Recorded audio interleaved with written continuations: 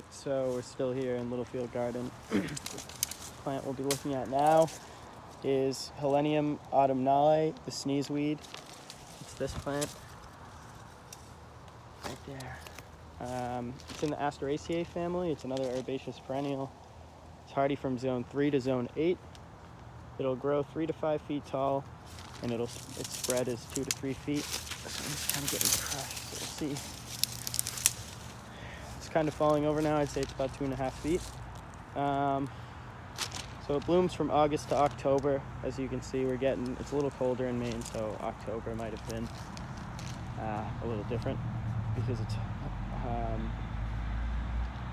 likes full sun and moist, well-drained soil. It flowers with yellow rays and dull yellow discs. It's good for rain gardens, and something about growing this plant is that it is intolerant of growing in dry soils.